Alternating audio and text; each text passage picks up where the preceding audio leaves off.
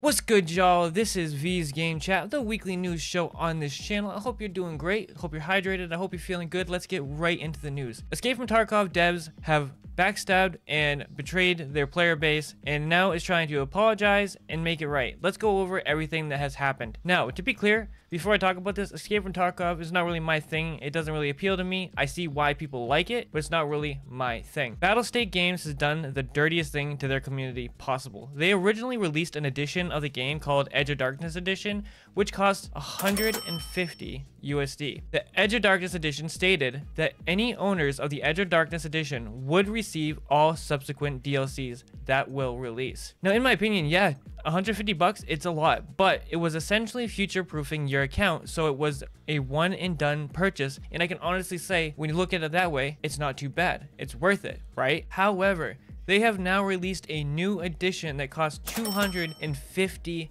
bucks. This edition included multiple pay-to-win additions like priority matchmaking. And a sidebar, I think priority matchmaking is an unfair advantage in a competitive game, but that's just me. The big part of this edition is the new offline co-op PVE mode that you can play with your buddies, which also has persistent character progression in the PVE mode. There is also unique gear and no wipes. The pay to win was already an issue. The big problem begins when you find out that even if you purchased the $150 Edge of Darkness edition that stated you would get all future DLC, well, surprise, it does not get you these DLCs. This is really messed up, and I really don't know how they thought that this was okay, and proceeded to try and convince people and say that this is not DLC. The devs tried to say that the PvE mode is a new feature. Quote, DLC means downloadable content. PvE is a feature in a game mode. Just because you all want it to become a DLC, it wouldn't mean it is one. It's featured game mode for the new edition of the game, end quote. They then tried to give Edge of Darkness players a 6-month access to the PvE mode and a discount for Edge of Darkness owners. Then another response, they tried to offer Edge of Darkness owners a 70% discount. I don't know how to pronounce this name. Nick Bionov then said that the owners of the Edge of Darkness players would receive the mode upon Escape from Tarkov's full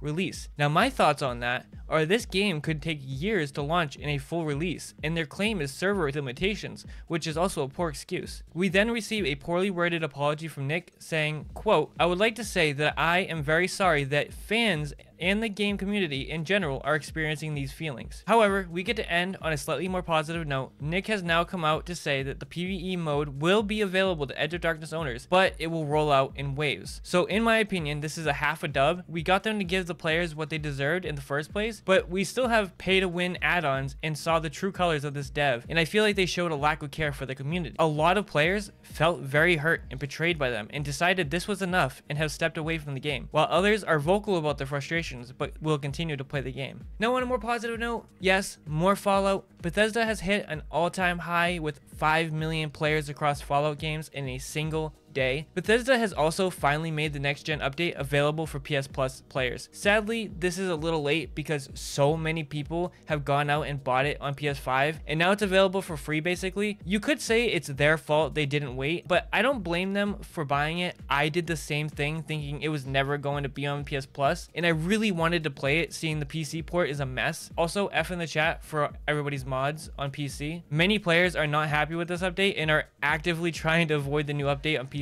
because of how badly it breaks your mods. Now, Todd Howard has come out to give lots of information on Starfield. In the many updates and the Shattered Space expansion, they're adding a new city map system and navigation tools on the HUD for better city navigation, and it looks awesome. There is going to be more shipbuilding options. They added multiple game options to alter the way the game feels and plays, where it's almost like a self-created survival mode in a higher difficulty mode. It also looks like the Shattered Space DLC is going to be coming around fall of this year, but we still don't know much about the expansion. Now, I really wanted to talk about this. Is console gaming in trouble? Are we seeing a decline in console gaming? The Xbox Series X and Series S has seen a 30% year-over-year decline in sales. According to Take-Two, in a presentation to investors, there is roughly 77 million Gen 9 consoles in people's homes. Now, players have done the math to estimate that Xbox has sold around 25 million consoles. Honestly, their earning is still great due to their widespread availability. For example, they are holding several top 25 bestseller spots on PlayStation, and I think that we are seeing an overall drop in console sales, not just Xbox. PC gaming is at a huge rise with great parts getting cheaper, more games to play,